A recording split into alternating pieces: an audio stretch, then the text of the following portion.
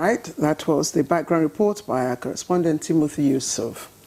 But let me start, before I bring in guests, let me just prop you a bit. What do you know about Skills membership or World Skills International? And what exactly are we even talking about? What are the skills that we are talking about? And if you haven't, want to know more about it, please don't change the station. Just keep it there on the network service of the NTA, and in a short while, you will get the number on which to send in your messages and contribution on the screen. So, let's start with the introductions, and I have the Executive Secretary, National Board for Technical Education, Professor Idris Mohammed Bugaje. Thank you very much, Prof, for joining us this morning. Thank you, Madam. It's good to have you with us. Compliment of the season. Thank you. All right. We also have here is a familiar face, Dr. Niro Oyekale. He's Executive Chairman, Commit Technology and Consult Limited. It's also good to see you, Doctor.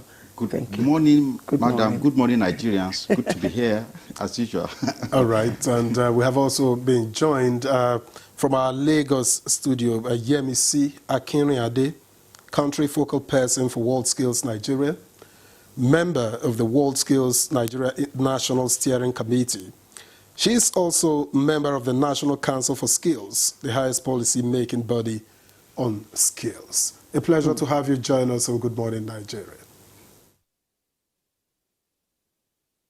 Good morning, Nigeria. Thank you very much. Thank you very much. Good morning. I think we should start with clarification so that we understand, what this whole World Skills International it's all about and why it's so important for Nigeria. And that's why I'd like to start with you, Madam, Mrs. Akinriade. You are a member of the World Skills Nigeria National Steering Committee. You're also a member of the National Council for Skills, which is the highest policy-making body on skills in Nigeria, and I'm also told that Prof here is also the Vice Chairman. But Madam, let's start with you. World Skills International, Victor, do you know anything about that?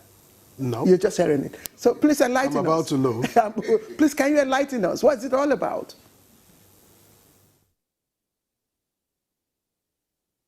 Yes, indeed. World Skills International is the global international hub for skills excellence and for TVET. That's technical and vocational education and training. It is the leading and the most influential organization for promoting the importance of skilled people, the importance of skills for economic development, as well as importance of skills for building a society. Now, the organization was created in 1950, just after the Second World War. The same problems the world is having now in Nigeria and elsewhere, where young people don't want to get involved in skills or get their hands dirty. They had the same situation after the Second World War. So the organization was created, started in Spain, to promote skills, to encourage young people, encourage industry, encourage parents and the whole stakeholders that you cannot build a nation without skills. Today, 70 years on, the organization has 89 members, countries and regions, and Nigeria became the 89th member of World Skills in 2024. 2024. World Skills International creates a collaborative... That was the period when industrialization, skills, moved the world. And let me come back here, Prof, as Vice Chairman. So, Nigeria has been, we are told, for the past 10 years we've been struggling. Why does it matter for us? Well, it matters a lot.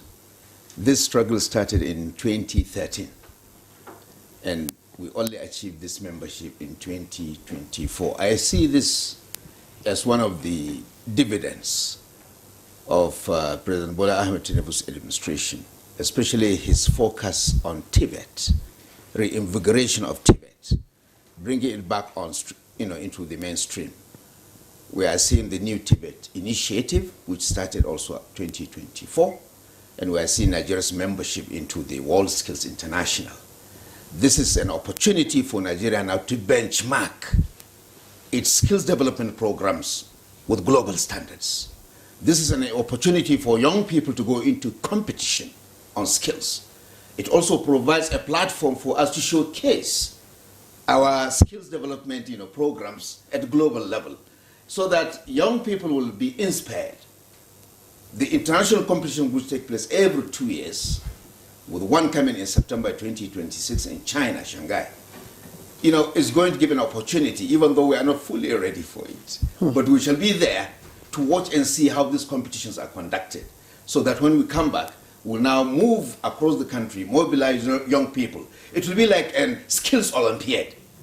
It comes every 2 years. So it's a great opportunity for Tibet, great opportunity for skills development. We want to go around all the technical colleges and establish, World Skills International, World Skills Nigeria, clubs.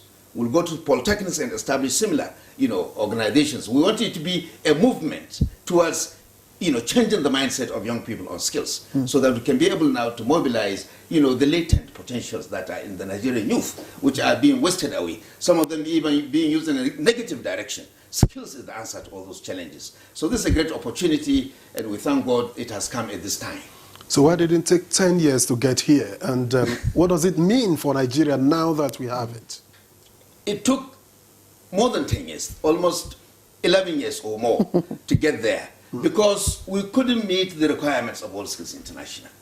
When I came in on board as executive secretary, I worked with Mrs. Akiri Nadi, and we provided all the necessary support. We went, to Lyon in France, where, the World Skills took place at that time. And all our papers and credentials were scrutinized.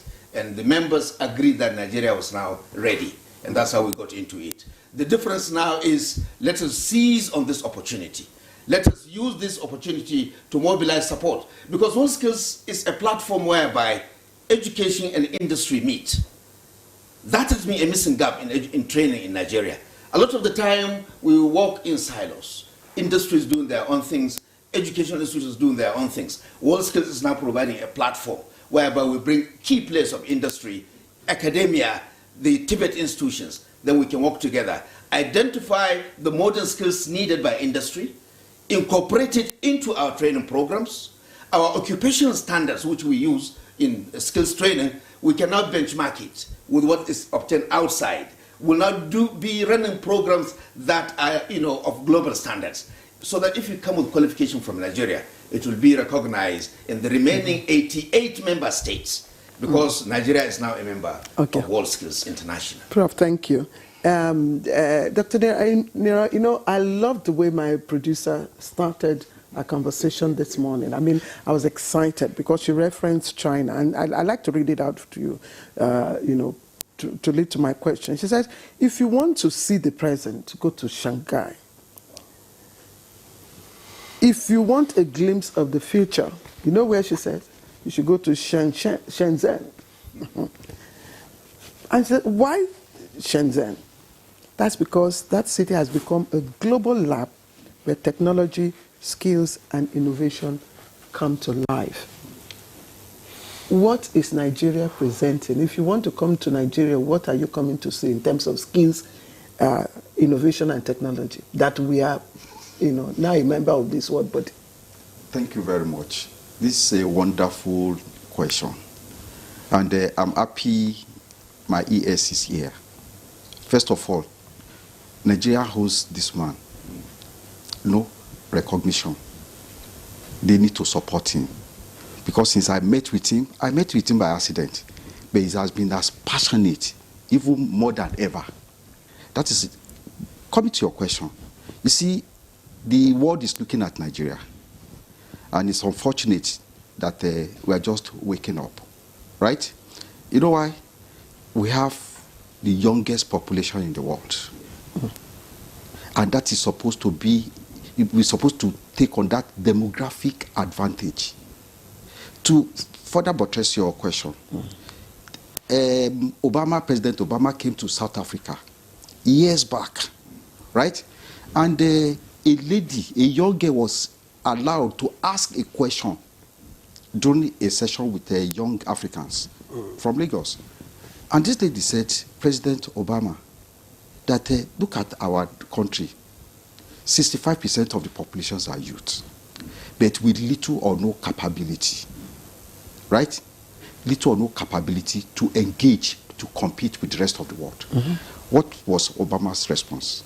He simply said, digital literacy. Why am I bringing in digital literacy?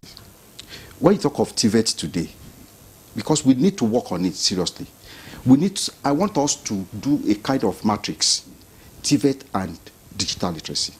When you go into the TVET skill domain, there are about 4 or 5 skills that were recognized. One is technical and vocational skills.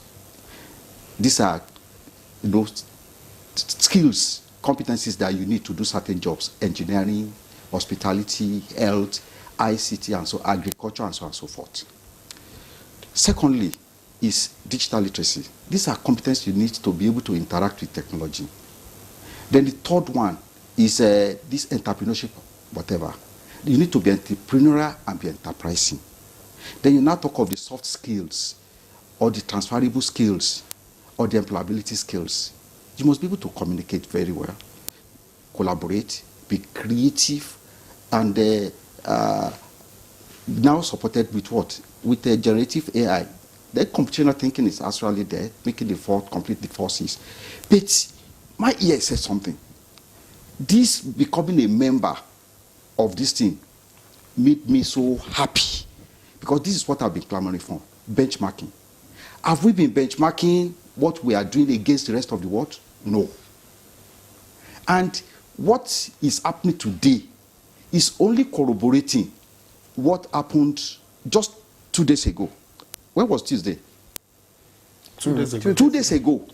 When the Standard Organization for the first time has moved to establish standard around digital literacy. One.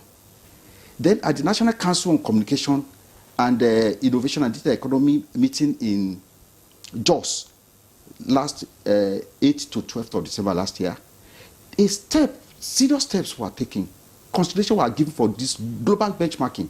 So as a country, it is now I see us, getting serious to ensure that we have our youth moved off the street, getting them engaged.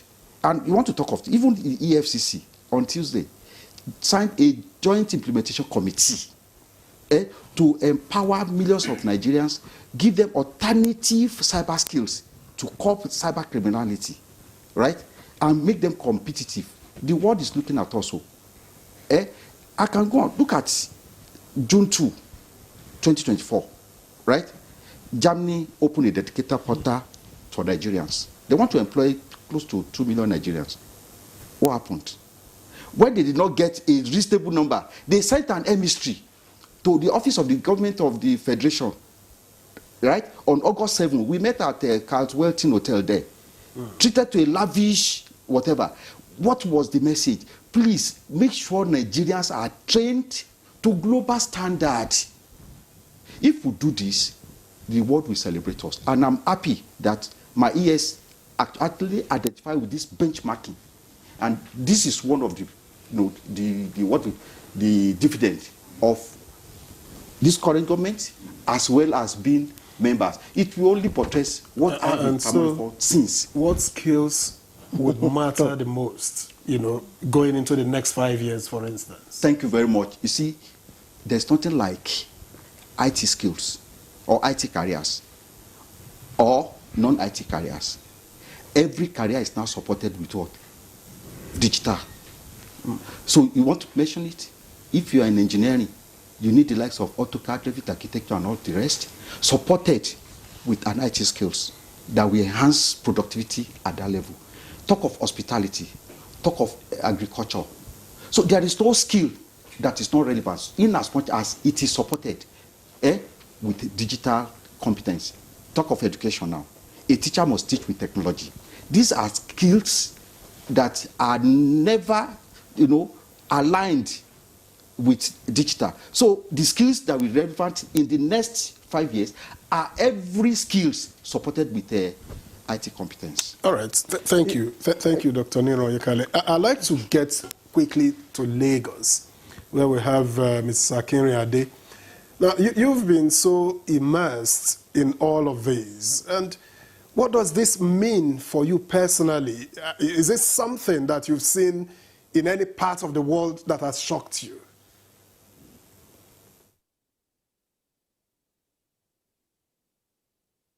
Where do I start?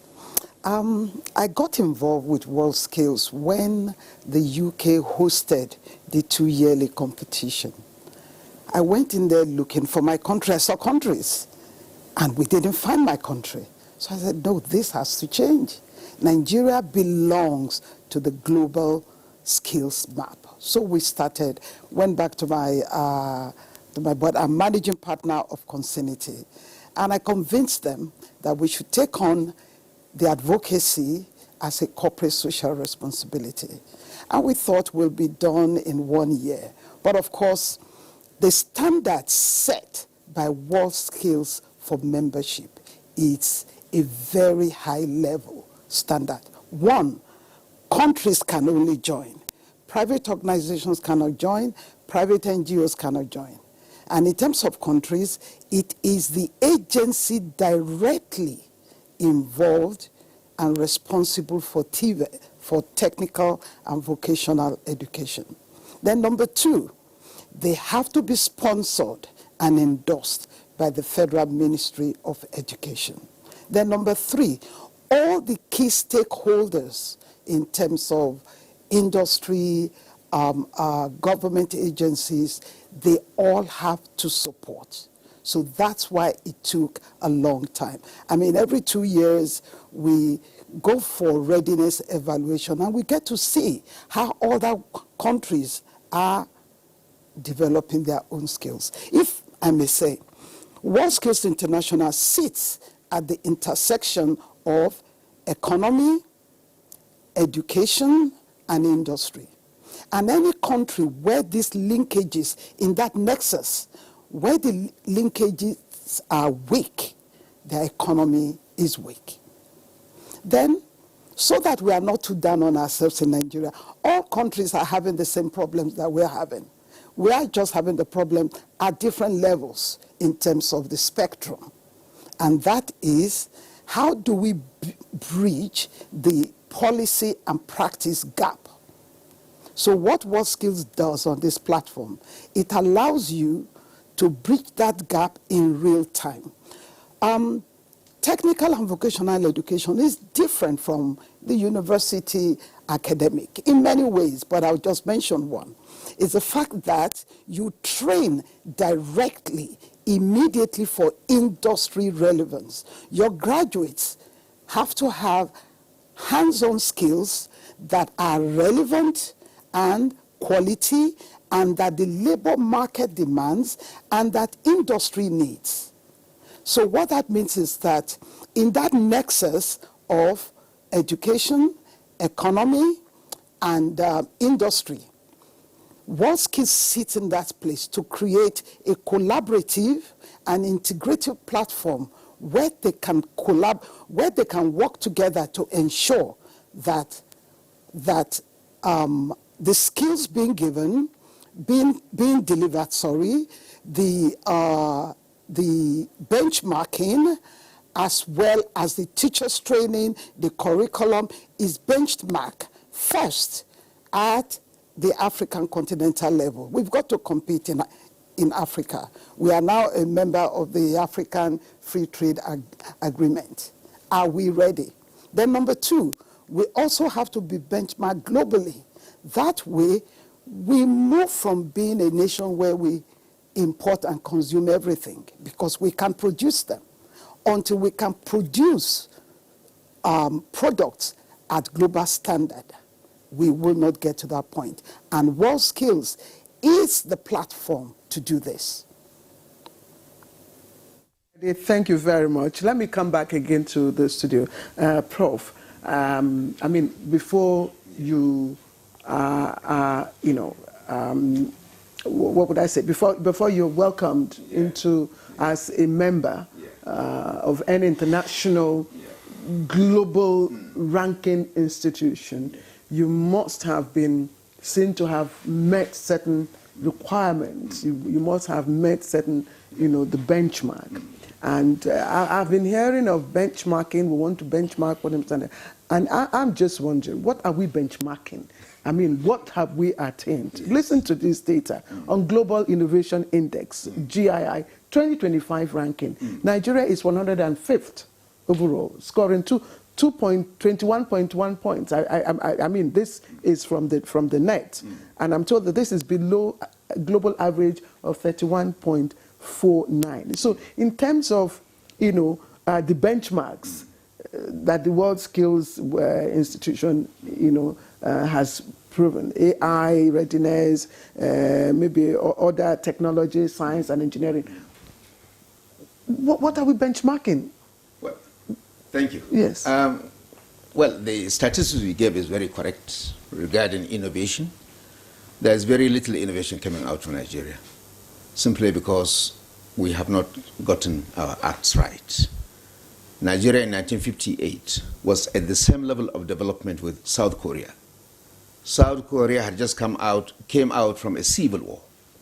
We had the same indices of innovation, development, everything.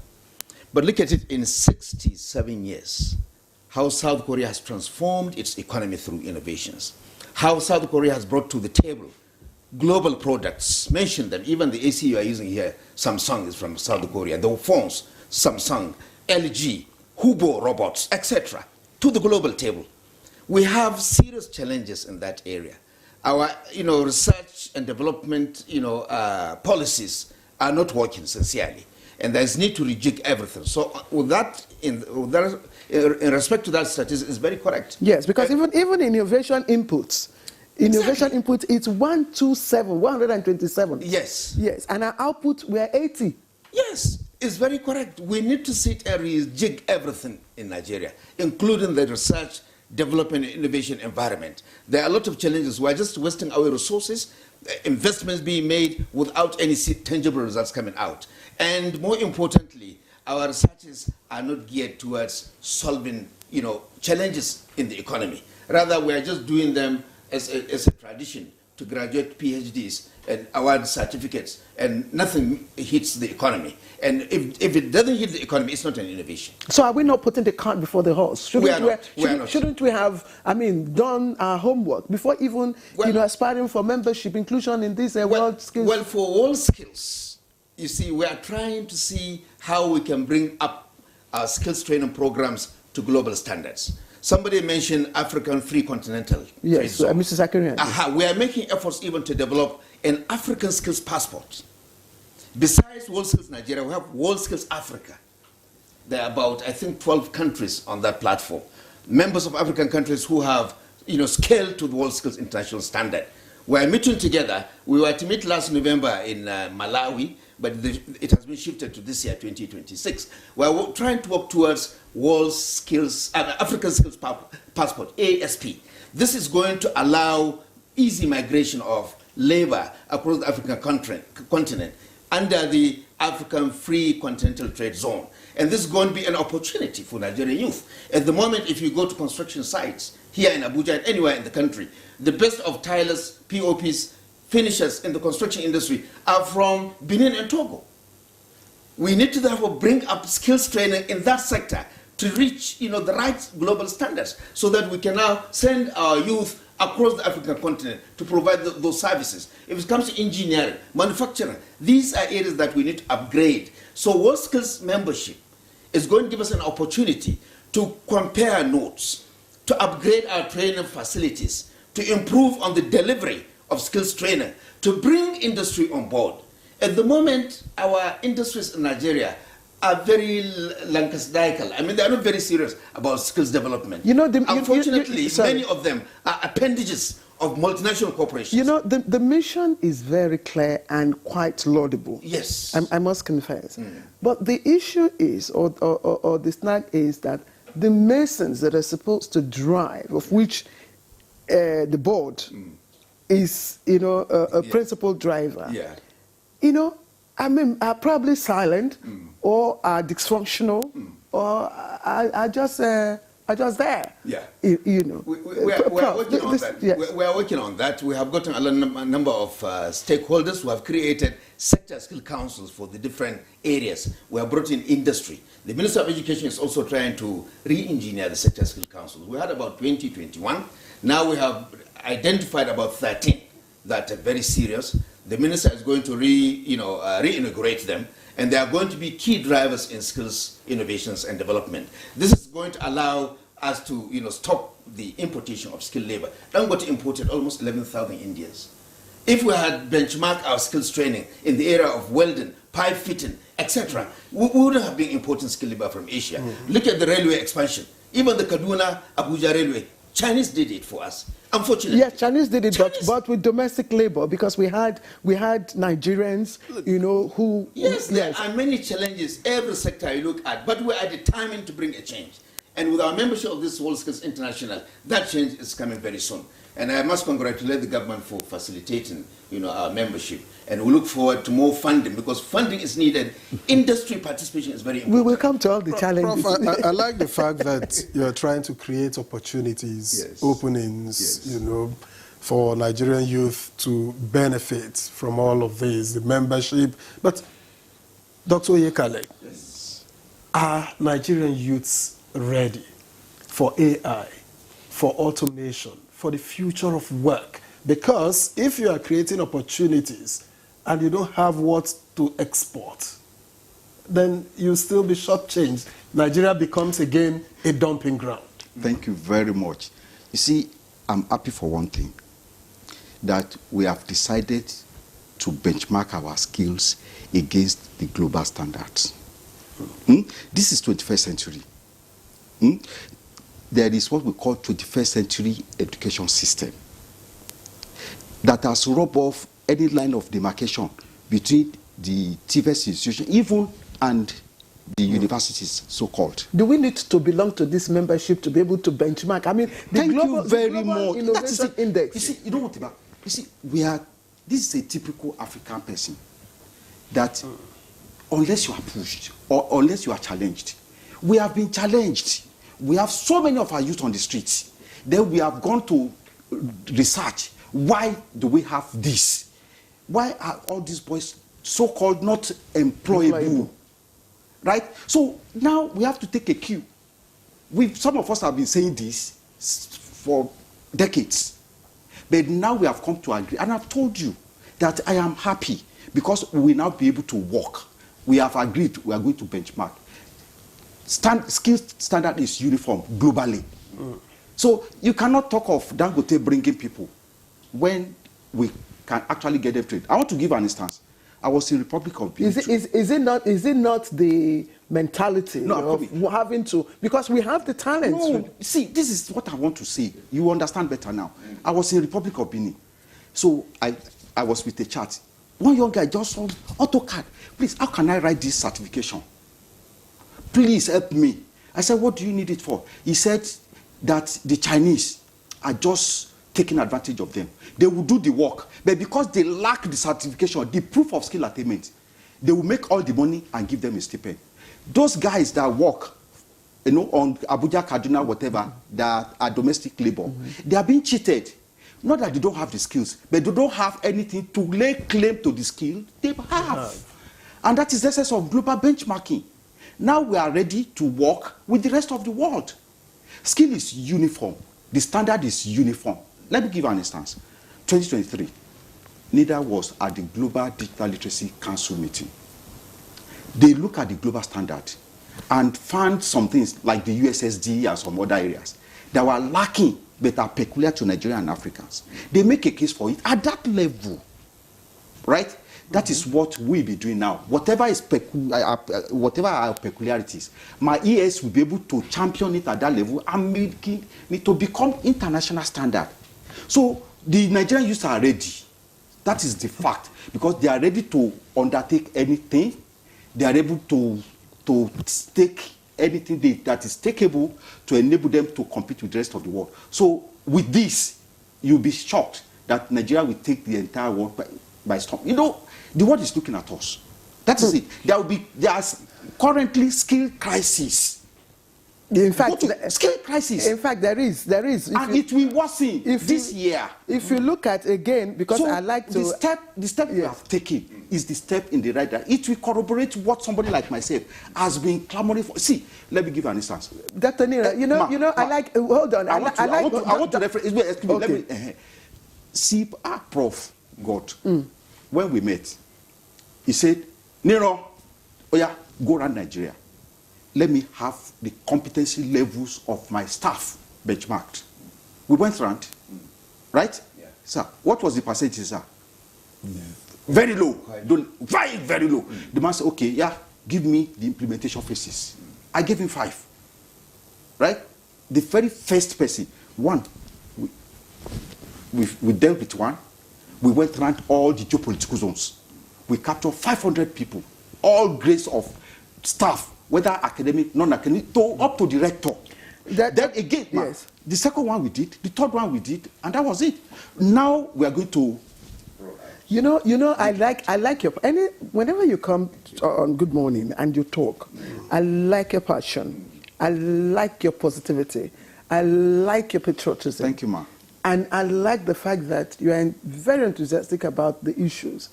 And I'm also glad that we are now a member of this body. I'm glad. But the issue is that we are in so many, institutions. We are a member of so many institutions. And at the end of the day, they are just there. Now, these skills you talk about, look at our unemployment, the youth, Q3. And I want to also look, so that we look at the data and the statistics. Q3 shows that combined unemployment, underemployment, and whatever, unemployable, it's up to 17.3. This is, let me say, okay, and this is National Bureau of Statistics.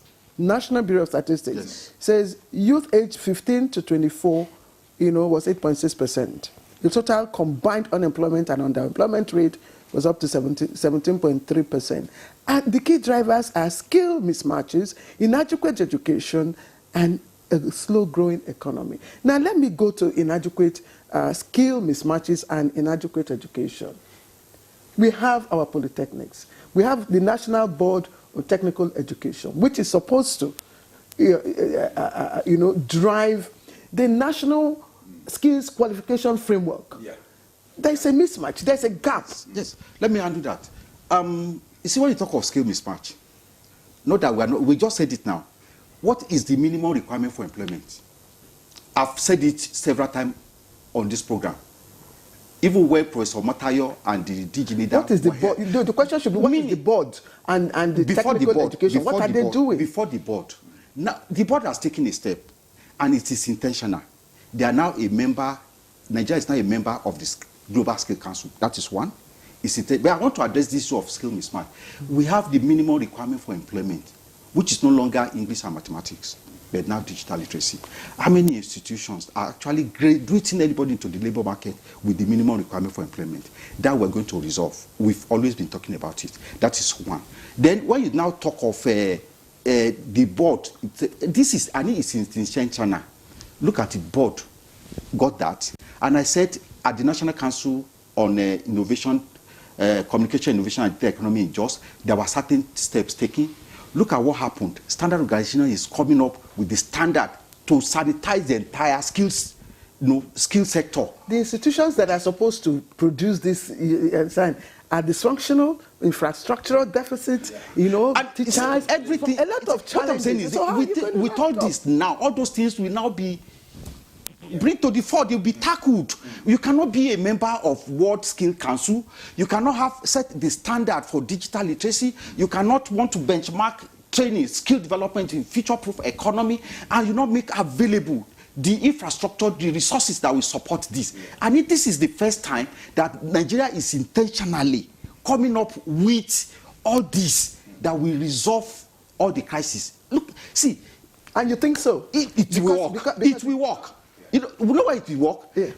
Before we came in here, we were chatting, and we've seen the need now to come together with a common goal to salvage the situation in Nigeria, or else we'll not be able to sleep with the eyes closed. Victor, all right. the ball is in your court. Let me get to Mr. Akiri again. Exactly. I just like to know from you, because of the level of your involvement, what does or do data say about countries that succeed with regards to skills?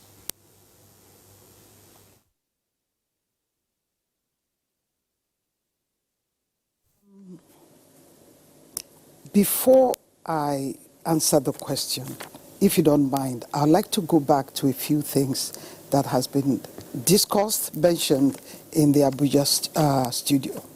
The first one is in terms of investment.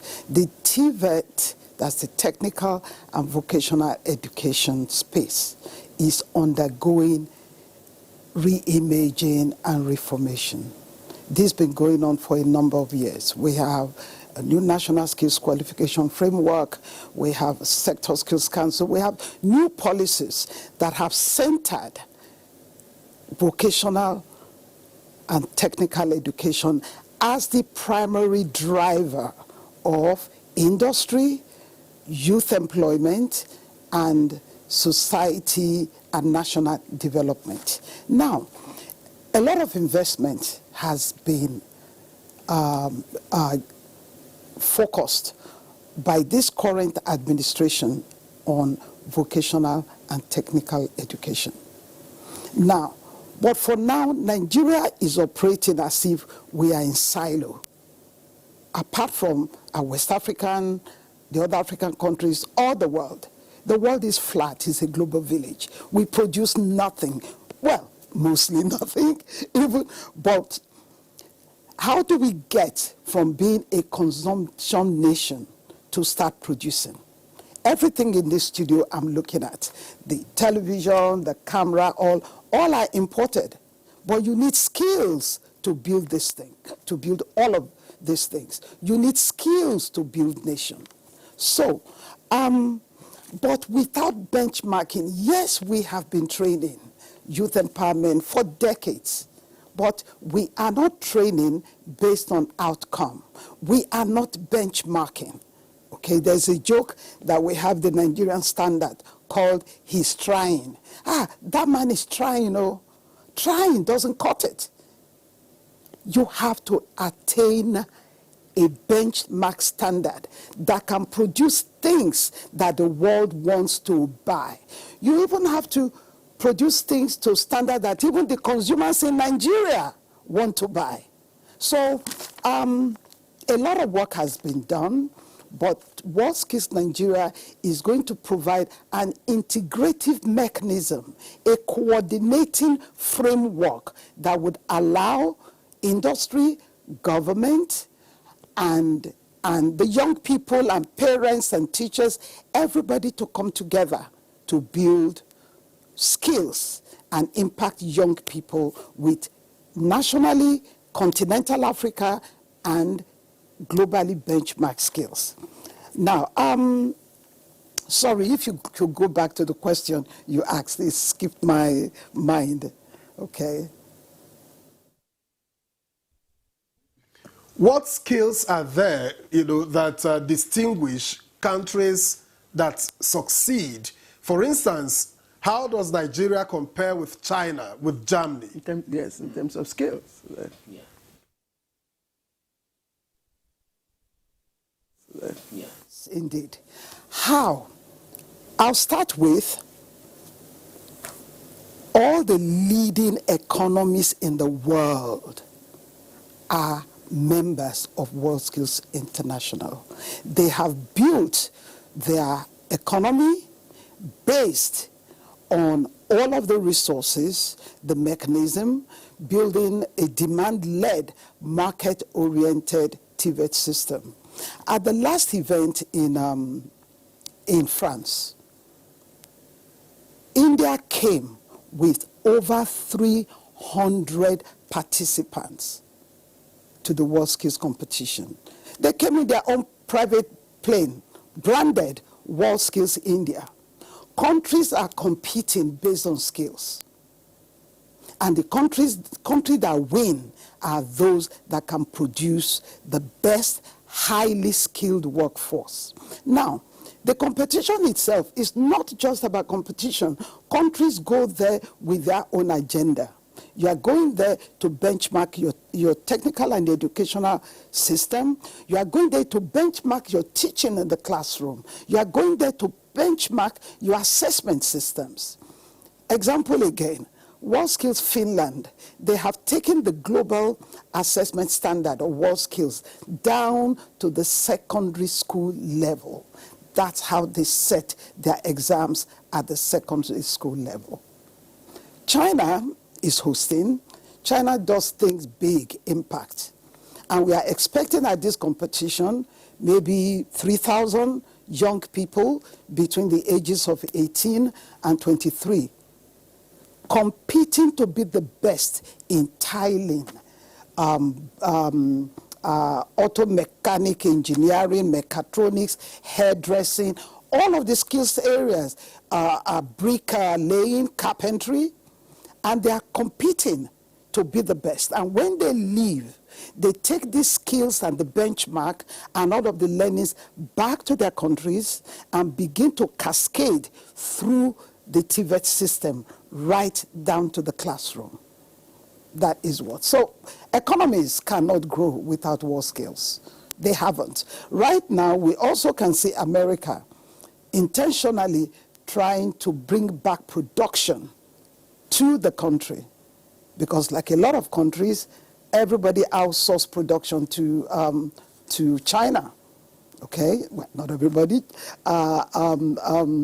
Germany didn't, but a lot of European countries and the US. But now they are realizing that the same problems we have here, young people over there also don't have the skills of production. Okay. So yes, economies do not grow without joining world skills. You're talking about Singapore, China. China historically represents the strongest in world skills. But India is stepping up and also competing with China. And Nigeria will take its place. The historical problem of the gap between policy and practice, all countries experience it. But what happens is world skills enable countries to fine-tune periodically so that their TVET system is responsive to industry need. That responsiveness is the key. And where that occurs is the platform of in-country world skills, where the key stakeholders are meeting periodically to ask themselves, are we meeting industry needs? Are teachers and trainers, are they able to train and deliver skills that are relevant and of high quality? And then our young people or the students themselves, are they also able to graduate with a very reduced skill gap, in which they are work ready and industry can absorb them immediately? So World Skills International is key and is very important to help countries to reach their goal. Each country sets different goals. In fact, over the decades, World Skills International has had to create regionals. There's the World Skills Europe, World Skills Africa, World Skills Asia, and World Skills South Americas. And this is in recognition that all parts of the world are at different levels of skills development. All right, Mrs. Akinriade, for a moment, I would have called you a prof, because it's only profs that, lecture, really. No. We have a lot of messages. We have a lot of messages, but just to say that it's only those who have slush funds that can go to Olympics just to be an observer? Why must we go to this world we should go as an prepared. observer? We should go prepared. We have the reservoir of skills, but we'll come back to that when we come back. Victor, you want to start? All right, let's take some messages from the viewers. Dr. Justus Olatunji writes from Ibadan. My worry is that we are too theoretical than practical in Nigeria. China relies more on ability and capability, whereas in Nigeria, we place emphasis on spurious paper qualifications. Let's play down certificate issues, train and employ skilled youths. Okay? And from George Megari, could you please clarify the role of the Industrial Training Fund, ITF, in World Skills membership? I guess Prof will deal with that perhaps when we return. And Ahmed Babadikwa writes from Maiduguri, this is a powerful and essential perspective. Treating skills innovation as the new currency is precisely the mindset shift we need. The faster our policies, education systems, and corporate strategies align with this reality, the smoother our growth trajectory will be. Now, this isn't just about individual advancement. It's about building a resilient, future-ready economy that fuels sustainable national development. The time to invest in and incentivize continuous learning and adaptation is now, he writes. And from Shehu in Kwara State, TVET is now the new program. Many youths are yet to receive their January stipends, which helps them for transport to the skills center. Yes, please, what is the hope for the continuity of this TVET, and what is the future of Empower beneficiaries? All right, another one writes, I'm interested in upscaling my skills education. I got your session on the national television this morning. How can I join the skill development training? Again, we'll get our guests to respond.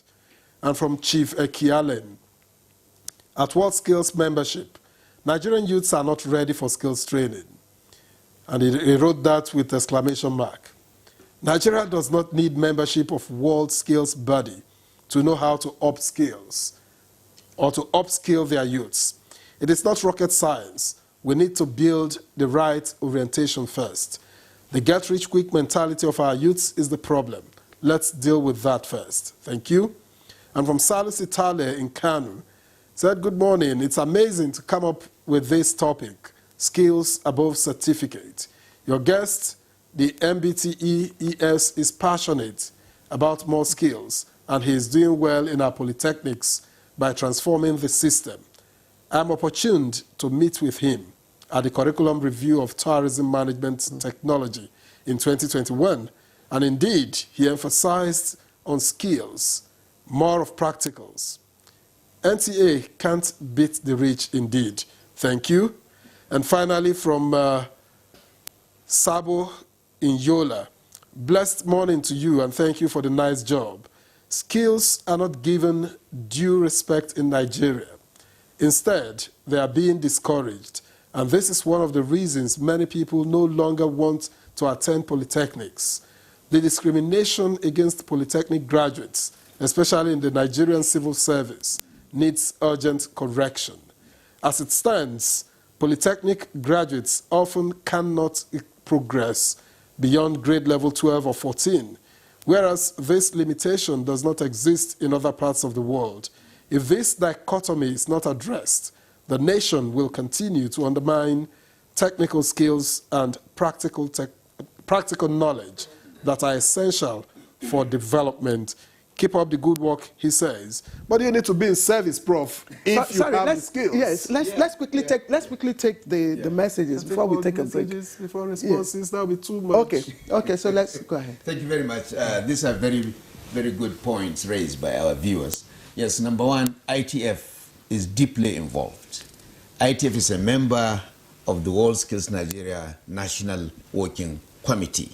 ITF is funded by industry, and we try to bring them on board on issues of skills development. The only appeal we make to ITF and other stakeholders is all the trainings they are operating should be under the Nigerian Skills Qualification Framework, so that we can move in one direction under one standard, rather than bringing in different standards from all over the world.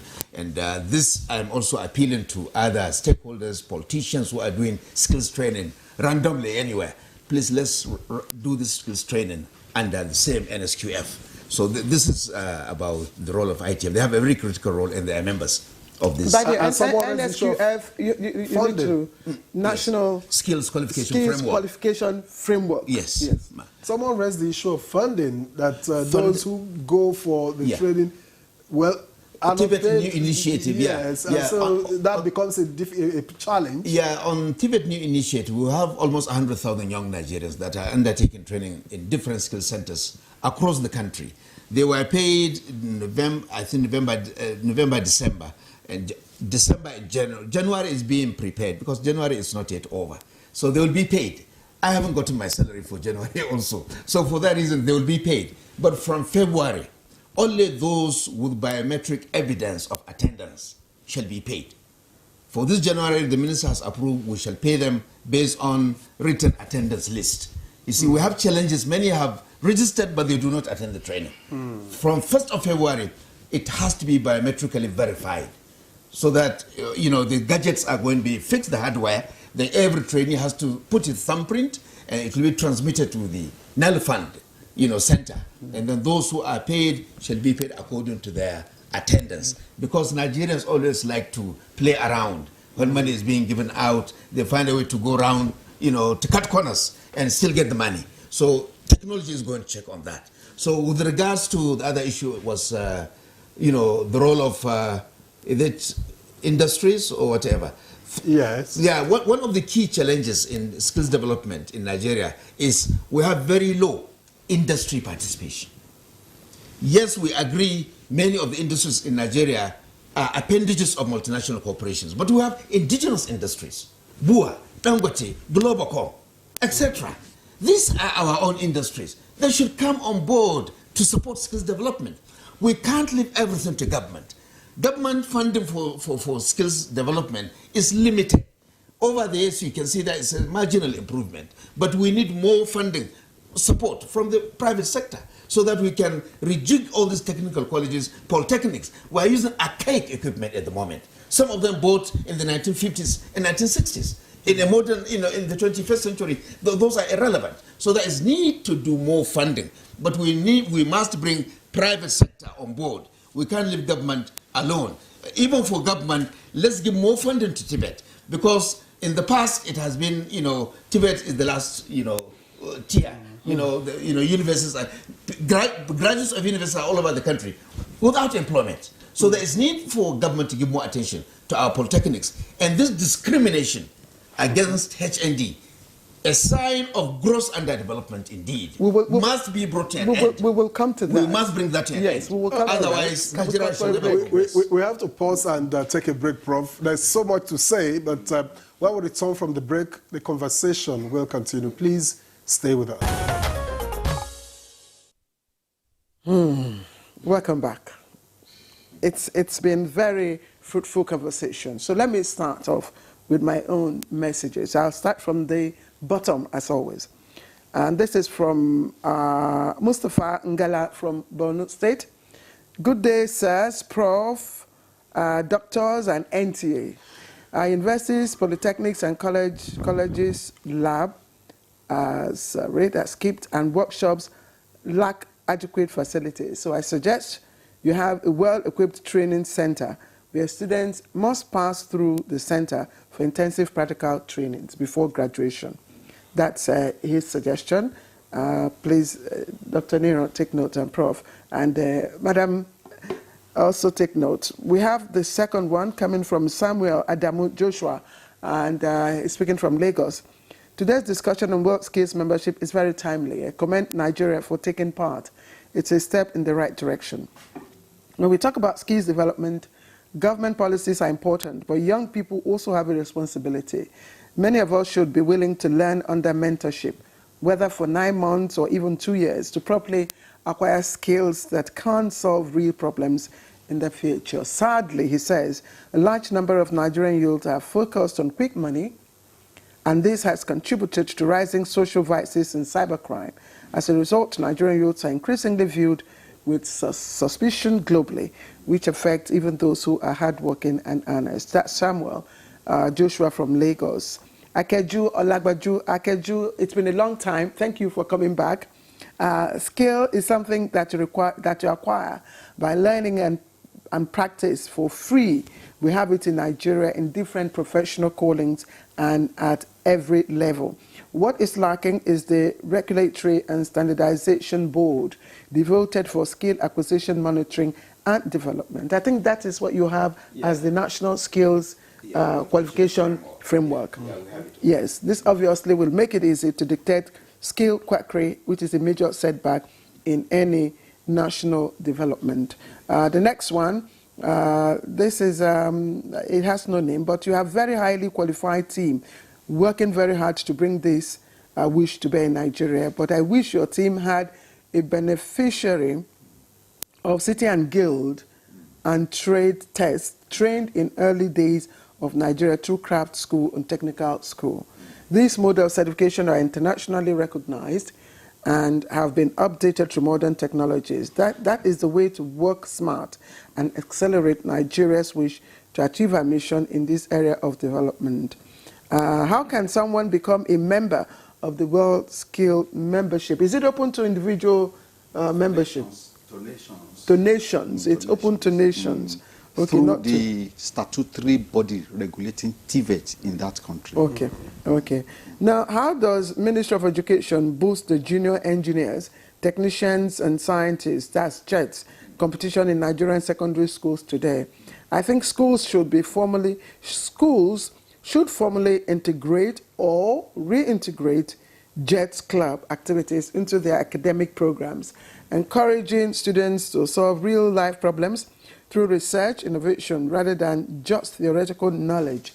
Thanks to the guests, and God bless Nigeria, Nandab Uye from Jos. Thank you, Nandab. This is from Mohammed Anwar Musa Afamai from Kano. Skills membership focuses on developing specific competencies, such as digital skills, technical skills for vocational training, or soft skills like leadership and communication. So, in view of these beautiful roles our HND graduates play in our national development, why do we observe dichotomy between them and BSc graduates? Good morning. And this is from Ibrahim Friday Adejo, who is a lecturer at the Federal Polytechnic of Oil and Gas, Bonny, in River State. He said professions and youth skill development through international competitions, standards, and collaborations. World skill is like the Olympics for vocational and technical skills, organizing the biennial World Skills Competition, where young people, typically under age 25, compete in over 60 skill areas like welding, coding, culinary arts, robotics, hairdressing, and more. I think most of the suggestions, have already been dealt with. And let's talk about the dichotomy between BSc, that is degree holders, and HND holders. And I think that the government has taken a step. The Ministry of Education a few days ago, came out with the statement that polytechnic graduates in science, engineering, and technology can now be awarded degrees, certificates, and not. And you remember also sometime last year, it was extended to those in medical situations. So, Mr. Akeriade, can you talk to us on some of these messages that have come in? I had a question for you. It just keeps. Well, I'm sure she's taking notes. Okay. She has a pen. Yes. But something to work with. I'm saying, are there deliverables rather, in our journey? And what timelines can we hold on to if there are deliverables?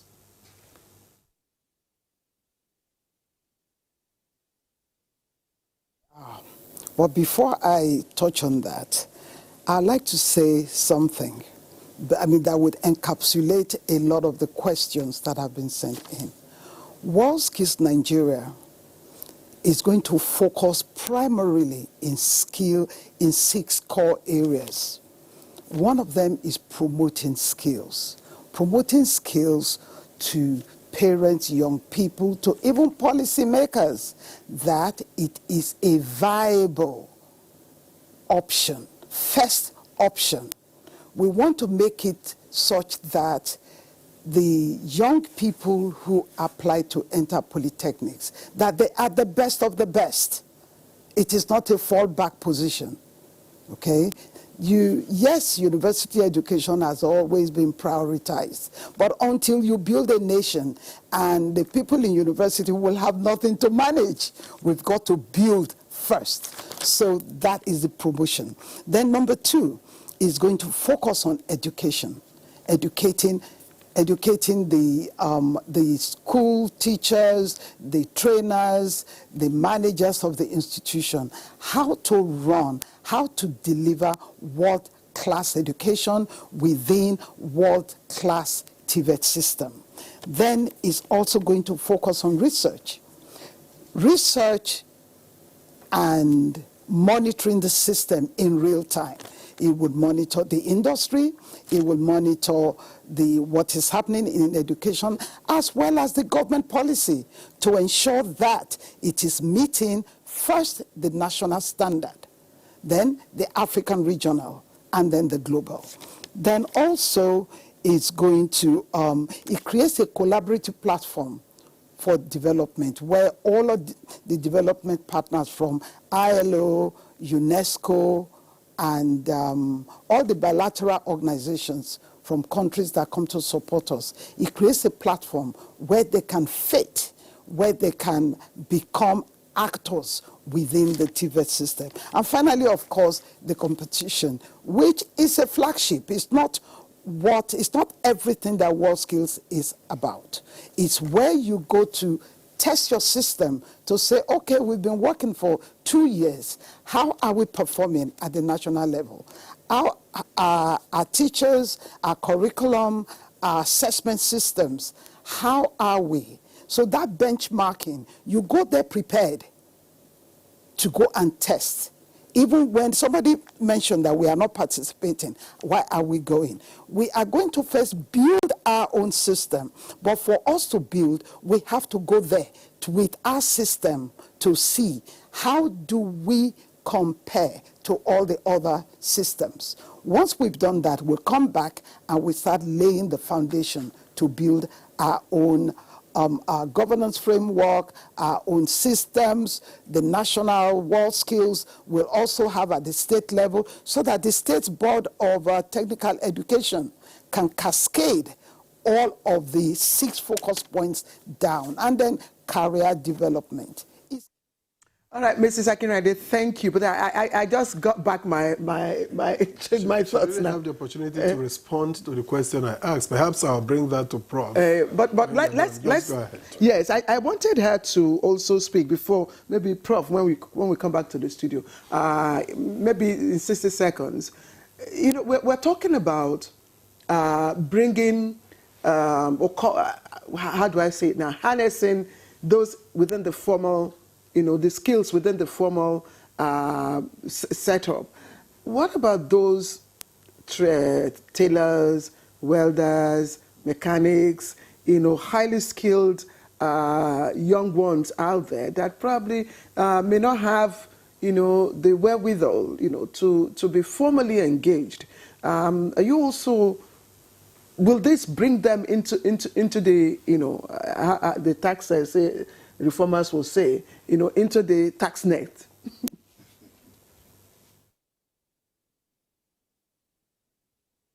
Absolutely. World Skills focuses on both young people, students in formal education, and apprenticeship.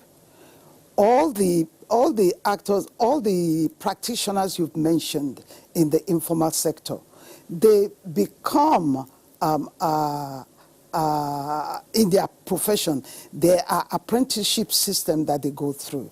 And NBT is already developed systems for recognition of prior learning. Now, even if you don't speak English, you speak your native language, there are systems where you are tested and you are certified if you can show what you do. So really, it's all part of it.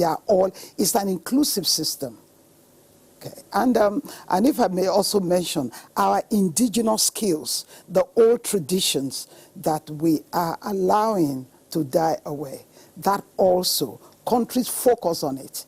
Okay, so everybody is taken care of. And one of the key partners that would help implement this is NACIMA. That's the National Association of the Chambers of Commerce. They are already talking to WorldSkills Nigeria, and they will be those that would key players in this apprenticeship and all of the trainings that would cascade to the informal sector. Thank you, Mr. Akinriade. Let me get back to, let me get to Dr. Oyekale so that we... Oyekale has been itching to say.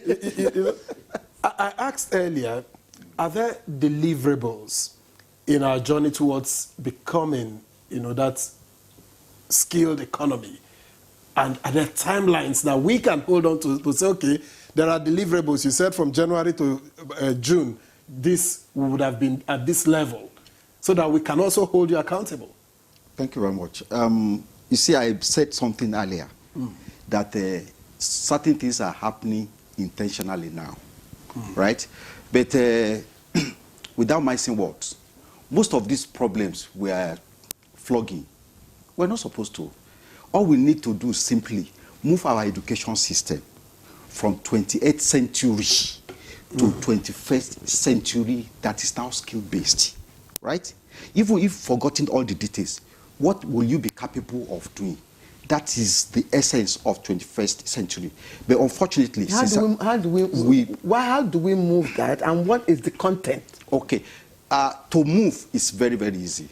We've started on the journey. We've agreed to benchmark whatever we are doing with the standard of the globe.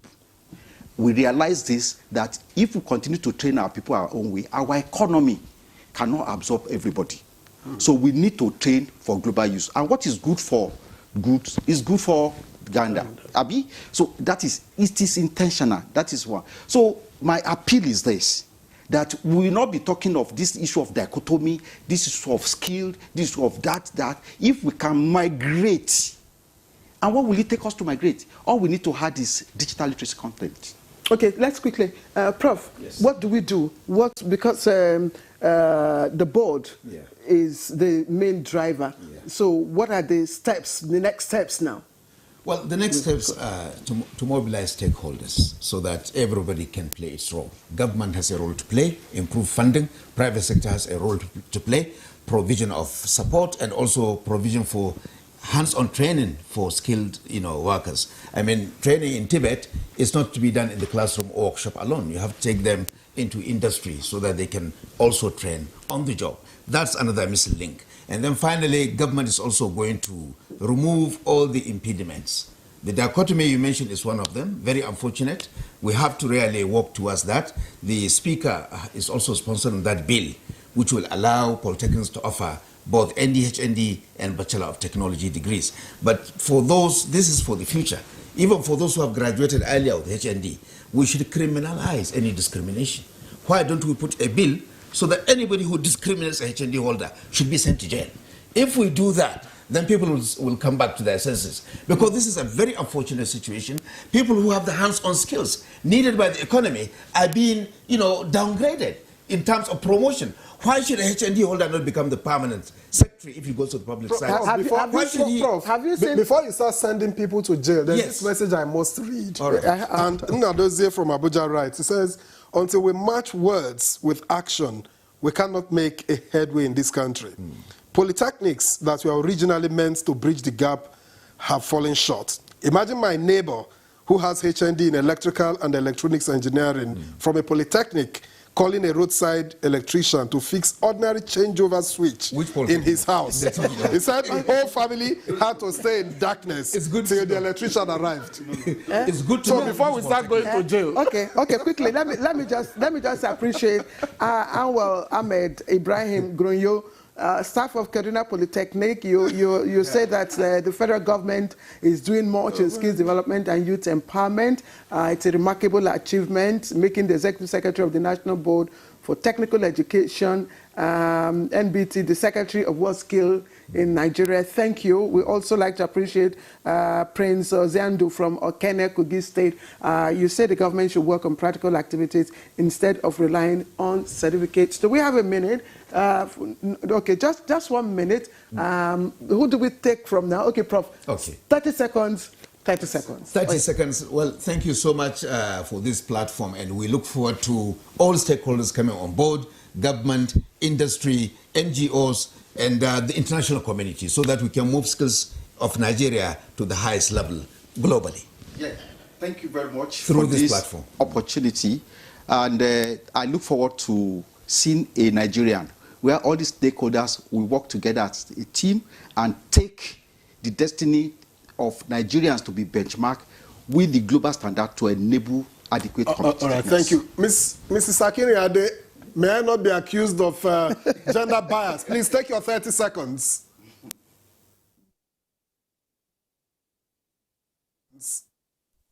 The World Skills Nigeria vision is to build a skills economy where government, industry, education, parents, and indeed the young people all have bought and embraced the fact that skills is the currency of work in the 21st century. Not certificates, not job functions, what you can do. Mr. Akinriade, country focal person for World Skills Nigeria, member of the World Skills Nigeria National Steering Committee, and also member of the National Council for Skills, the highest policymaking body on skills. We thank you very much for your time and your thoughts from Lagos. Let me also thank Dr. Niro Oyekale, Executive Chairman, Commit Technology and Consult Limited. We thank you very much for your perspectives and for your passion, as always. Thank you. And finally, let me thank Professor Idris Muhammad Bugaje, Executive Secretary, National Board for Technical Education, MBTE. Always a pleasure having you in our studios. We thank you very much. Thank you. And that's the size of today's Good Morning Nigeria. We thank you so very much for being there. I'll see you again tomorrow. Have a great day. I'm Victor Azu. And I'm Claire Adelabu Abdul Razak. I'll see you next week. That's next month. Have a pleasant weekend from me.